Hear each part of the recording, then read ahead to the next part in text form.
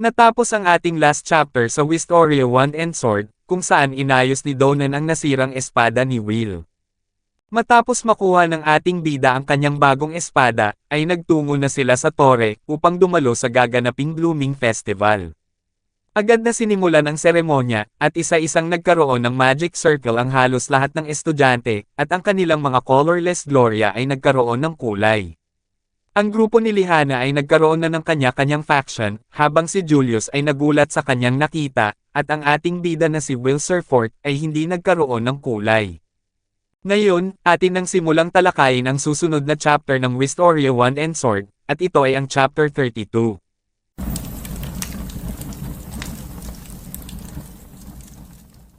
Nagsimula ang chapter sa isang flashback kung saan binato ng una ni Elf Arya si Sarisa. Sinabi ng Alphas Vina na sinungaling ka Sarisa. Sinabi mo na maaari kong kunin si Will kung magagawa niyang makarating sa tore. Patuloy na nagbabato ng mga unan at stuffed toy si Elf Arya, habang sinabi ni Sarisa sa kanya na pakiusap, huwag kang magalit na parang bata. Sinaad naman ng Ice Princess na tinanggap ko ito dahil sabi mo na hindi ko pwedeng gawin ito habang nag-aaral pa si Will sa akademya. Inisip ko na magiging kontento ka at ang lahat ng Ice Faction basta't mapatunayan niyang kwalipikado siya. Itinuro ni Elf Arya ang mga sulat na ginawa niya para kay Will at sinambit na kasalanan mo din ito lahat kaya hindi naihatid ang mga love letter ko kay Will, hindi ba? Ilang beses ka lang nagpadala. Sinabi ni Sarisa na hindi ako yon, kundi ang upper college, habang sinaad ni Elf Arya na sa sinasabi mong upper college, ibig mo bang sabihin na si Cruz ang may kasalanan? Sinambit ni Sarisa na oo, ayokong kontrahin ang desisyon ng akademya, pero ang pagpayag sa isang simpleng espada na sumali sa isang faction ay kaduda-duda, kaya hindi ko siya papayagang makuha na lang ng basta-basta, ang sabi niya. Sinabi ni Elf Arya na pwede bang pumunta ako sa upper college at gawing yelo ang lahat ng bagay sa loob ng kaunting oras. Pinagpawisan naman si Sarisa at sinabi na huwag mong gawin yan, pakiusap, kalmayan mo ang sarili mo, nangako si Cruz na kikilalanin siya kung ipapakita niya ang kanyang lakas at kwalipikasyon sa Blooming Festival. Napakapagmasid ng tore, kung pupuntiryahin mo siya, tiyak na magiging masama ang reputasyon ni Will Surfort bilang isang naiiba sa lahat, kailangan muna niyang makilala ng lahat sa tore. Gagawa ako ng hakbang kasama si Krilwi at ang iba pang factions, o sa tingin mo ay hindi niya maipapakita ang kanyang lakas. Sinabi ng Ice Princess na hindi ko iniisip iyon, tiyak na magtatagumpay si Will ng higit pa. Ibinalik na ang scene sa kasalukuyan, kung saan sinabi ni Krilwi sa lahat na kayo ay bibigyan ng biyaya ng kulay. Ipinakita ang mga Magi Evander, Wind Faction, Earth Faction at ang Darkness Faction na pinapanood ang mga kaganapan. Sina Lihana, Wignall, Sion at Colette ay nagkaroon na ng mga kulay ang kanilang damit. Ang Gloriang suot ni Sion Ulster ay naging pula, habang ang Gloria ni Colette ay naging kulay brown, at may emblem din na lumitaw sa kanilang mga palamuti. Patuloy namang nag-announce si Krilwi at sinabi na ang mga biyaya ng kulay ay mag-agarang parangal. Ngayon, pumunta na kayo sa pangkat na nag-aantay sa inyo. Ako ay nagdarasal na sana marami sa inyo ang makarating sa itaas ng tore. Isa-isa nang nagpunta ang mga estudyante sa kanilang kinabibilangang faction, habang ang mga natirang estudyante na hindi nagkaroon ng kulay ay labis ang pagkalungkot ang nadama. Sina Julius at Will Surfort ay kabilang din sa mga hindi nabiyayaan ng kulay, habang patuloy namang nagsalita si Krilwi. Ang mga pagpapala ng pagtanggap na umaalingaw-ngaw ng napakalakas, at sa inyo na hindi pa nabibigyan ng biyaya, kahit na nakaakyat na kayo sa tore, sa madaling salita, kayo ay walang halaga. Tanging mga mages lamang na may pangkat ang maaaring umakyat sa tore, ang lahat ng iba pa ay hindi maaaring lumampas sa puntong ito. Bigla naman nagsalita si Lihana at sinabi na ang impormasyong ipinaabot lamang sa mga mataas na maharlika ay totoo. Sinaad ni Sion na ang mga hindi makapasok sa isang pangkat ay nagiging bahagi na mananatili ng permanente sa unang palapag na ito. Parang mga kagamitang ginagamit lamang para suportahan ang mga mahuhusay na salamangkero. Sinambit naman ni Julius na ang palayaw na ibinigay sa tore dahil sa anino na itinatago ng kaluwalhatian nito, at ito ay libingan ng mga wand. Labis ang pagkabahalang nadarama ni Will Surfort matapos marinig ang mga sinabi ng kanyang mga kasama, habang nag-announce muli si Krilwi at sinaad sa lahat, na gayunpaman, sa kabila ng nagawa niyong makatuntong sa tore, magkakaroon kayo ng isa pang pagkakataon. Kung ipapakita niyo ang inyong kakayahan dito, maaaring may pangkat na handang tanggapin kayo. Ito ang tunay na pangunahing kaganapan ng Blooming Festival. May biglang mga Guardians ang lumabas sa harapan ni Will at Julius, habang sinaad ni Krilwi, na kung sinasabi niyong hindi niyo pa naipapakita ang inyong mga kwalifikasyon, magpakitang gilas na kayo ngayon. Iisa lamang ang tuntunin sa tore, at yon ay ipakita ang inyong halaga. Ngayon, simulan na ang Blooming Festival. Ang kailangan niyong gawin ay simple lang, talunin niyo ang mga halimaw ayon sa inyong gusto. Maaari kayong makipaglaban ng may kasanayan, at gilas o maghagis ng mga spell ng walang pakialam. Gawin niyong kaakit-akit ang inyong mga sarili sa bawat pangkat. Ang mga Guardians na nagsilabasan ay nagsimula ng kumilos, at inatake ang mga estudyante. Ang isa sa mga estudyante na tinamaan ay mabilis na bumangon, upang magbato ng magic spell sa Guardian. Nagpakawala ito ng 4 na magic circle, at mabilis na inatake ang Guardian na nasa kanyang harapan, ngunit hindi natinag ito, at napagtanto ng estudyante na ang kanyang mahika, ay hindi gumagana sa kalaban. Inilipat naman ang scene kay Cruz, kung saan sinabi nito, na ang mga Guardians ay ginawa ng tore, at sila ay mga Zoctania. Kung isasaalang-alang ang kanilang individual na lakas, ang halaga nila ay 30 credits, bawat isa ay maihahambing sa isang halimaw sa huling bahagi ng gitnang palapag ng dungeon. Patuloy namang nilalabanan ng estudyante ang mga Guardians, at sinabi sa kanyang sarili, na hindi ko sila magagawang matalo kahit na nakarating na ako sa tore.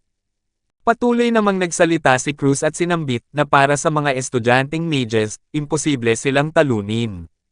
Ang dalawang kalasag na dala nila, ay magtatuboy ng anumang hindi maayos na spell. Inilipat naman ang scene kay Julius, kung saan inatake niya ang halimaw gamit ang kanyang ice magic, at nagawa nitong mapinsala ang Guardian. May bigla namang isa pang Guardian ang nagpakita sa kanyang likuran, at inatake niya si Julius gamit ang kanyang malaking kalasag. Ang Julius na inatake ng Guardian ay isang clone lamang, habang mabilis na gumamit muli ng mahika si Julius, at naglabas ng mga clone sa paligid ng kanyang kalaban. Ang mga clones na umaaligid sa Guardian ay pinasabog ni Julius, at lumikha ito ng maraming yelo, na tumapos sa kalaban. Inilipat naman ang scene kay Sarisa at sinabi, na madali niyang natalo ang dalawang Zoctania. Ang kanyang antas ng kasanayan ay tumaas ng malaki mula noong Grand Magic Festival, na mangha ako na kaya niyang kontrolin ang clone magic ni Elf Arya ng ganito. Sinabi naman ng Wind Faction, na siya ay higit na nakahihigit sa iba, magiging agad siyang kapakipakinabang sa anumang pangkat, sa oras na makasali na siya. Ipinakita din ng Darkness Faction na nagmamatsyag at sinabi, na bakit hindi siya na-recruit agad, kung ganoon kalakas ang kanyang kakayahan. Natutuwa naman si Julius sa kanyang nagawa at sinabi sa kanyang sarili, na tama. Ako ay isang henyo, kaya kung gumamit ng clone magic, gwapo ako, at isa rin akong maharlika. Nakakabaliw na ikumpara ako sa iba. Ako ay isang taong dapat i-recruit. Tingnan nyo, ganito ako kagwapo. Ganito ako kahusay. Kaya Elf Arya sama, tignan mo ako. Bigla namang nagulat si Julius, dahil ang Alphas Vina ay ayaw siyang tignan, at sinabi sa kanyang isipan, na bakit? Ito ba ay dahil sa Grand Magic Festival? Baka dahil sinabi ko ang mga bastos na bagay, at inabuso ko ang walang kakayahan na iyon. Ipinakita naman ang iba pang mga faction, na labis ang panghihinayang, dahil kung hindi lamang daw siya isang ice user, ay siguradong kukunin nila siya. Nagtanong naman si Elf Arya kay Sarisa, na maliban sa kanya, wala nang ibang mages na nagpapakita ng anumang potensyal. Sinabi ni Sarisa, na hindi, isa lamang, para sa ikabubuti o ikasasama, isa lamang ang nakakaakit ng pansin. Ipinakita naman si Will Surfort, na iniiwasan lamang ang halimaw, na napansin ni Julius at sinabi, na anong ginagawa mo, bakit ka tumatakbo lang ng tumatakbo, Mang-Mang. Si Colette ay hindi naman nababahala para kay Will, habang sinabi ni Lihana, na hindi, pinagmamasdan niya ang mga galaw ng mga kalaban. Sinabihan ni Will ang kanyang pusa, na lumayo ka muna Kiki, habang inihanda niya ang kanyang sarili, upang harapin na ang mga Guardians. Sinabi ni Will sa kanyang isipan na ito marahil ang dahilan ng malungkot mong ekspresyon kanina, Elfie, siguro ibig sabihin nito ay ikinalulungkot kung hindi kita ma-recruit, pero ayos lang, pupunta ako sa iyo sa sarili kong mga paa. Mabilis na kumilos si Will patungo sa isang guardian, habang ang guardian ay nagpakawala ng atake gamit ang kanyang kalasag, na naiwasan naman ng ating bida. Matapos ito ay tumalon si Will Surfort sa harapan ng guardian, at hinati ito sa dalawa gamit ang kanyang espada. Napahanga si Sarisa sa ating bida dahil napakabilis daw nito, habang sinabi naman ng mga kasama ni Elnor na hindi, ang mas importante, ay ang lakas ng kanyang pag-atake. Sinaad ni Lovewell na pinutol niya ang kalasag ng isang Zoctonia, upang hatiin ito sa dalawa, habang sinambit ng lighting faction na si Hilford, na napag-alaman niya ang lahat ng galaw ng mga kaaway, sa loob lamang ng napakaikling oras. Matapos mapahanga ni Will ang mga faction ay ibinalik na ang scene sa kanya, kung saan madali lang niyang naiiwasan ang mga atakeng ibinabato sa kanya ng mga Guardians. Sinabi ni Will Surfort sa kanyang sarili, na nakikita ko ang mga galaw ng mga kaaway ng mas mabuti kaysa dati. Ang Gloria ay napaka-stretchable at magaan. Nagbibigay ito ng malaking kaginhawaan sa paggalaw. Ang espada ni Donan ay kayang putulin ang kahit ano. Pakiramdam ko, kaya kong gawin ang kahit ano ngayon. Inilipat naman ang scene kay Julius, kung saan nababahala ito, dahil may mga Guardians ulit ang inilalabas ng tore. Mabilis na kumilos si Julius, at nagpakawala ng mga ice magic sa mga bagong labas na Guardians. Matagumpay na natalo ni Julius ang kanyang mga kalaban, ngunit ang isa sa mga ice magic niya, na hindi tumama sa mga Guardians ay patungo kay Elfaria, na ikinabahala niya. Sinabi ni Will Surfort, na pasensya na, Julius. Kukunin ko ang iyong ice magic. Ang ating bida ay nagtungo sa harapan ng Alvesvina, kung saan patungo ang naligaw na ice magic ni Julius, at nang tumama na ito sa kanya, ay nagsanhi ito ng malakas na impact. Napatayo naman ang Ice Princess dahil nangangamba ito kay Will Surfort, ngunit nung nawala na ang usok na nilikha ng pagsabog, ay ginamit pala ni Will ang kanyang espada, upang ilagay ang mahika ni Julius sa kanyang sandata. Matapos malagay ni Will ang ice magic ni Julius sa kanyang espada, ay mabilis na bumaba ito at inatake ang mga Guardians. Ang tatlong Guardians na nasa kanyang paligid, ay nabalutan ng yelo, habang ang isa niyang kalaban ay nahati sa dalawa. Ang mga manunood sa Blooming Festival, ay naguguluhan kung isang magic spell ba ang ginamit ng ating bida. Sinabi din nila, na kung ito ba ang magic sword na nagpakitang gilas sa Terminaria. Bigla naman nag-announce si Krilwi at sinabi sa lahat, na ang lahat ng Guardians ay natalo na, ano na kaya ang gagawin ko ngayon? Habang nakatayo si Will Surfort hawak-hawak ang kanyang sandata, ay may biglang isang magic circle ang lumitaw sa kanyang kinatatayuan na ikinagulat niya. May mga iba't ibang emblem din ang lumabas sa kanyang magic circle. Napangiti ang Alvesvina at si Will Surfort sa kanyang nakamit, habang biglang itinaas ng Ice Princess ang kanyang wand upang bigyan si Will ng kanyang blessing na makasali sa Ice Faction. Labis naman ang kagalakang naramdaman ni Colette sa nagawa ni Will, at napansin din nito na hindi lamang ang Ice Princess ang gustong makuha siya. Ipinakita na binigyan din ng blessing ni Cariot si Will Surfort para sa kanyang Flame Faction, pati din ang Wind Faction, Earth Faction at Darkness Faction. Sinabi ng nasa likuran ni Cruz na hindi man siya isang multi-attribute user o kung anuman, ngunit nakatanggap siya ng mga biyaya mula sa 5 pangkat.